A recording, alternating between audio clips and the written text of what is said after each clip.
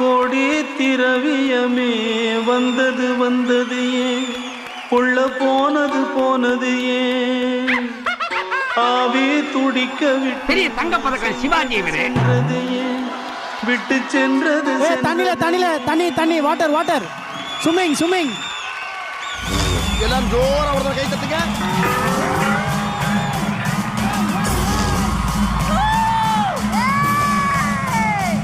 நம்ம எது பண்ணாலும் இந்த உலகம் நம்மள உடனே பார்க்கணும்.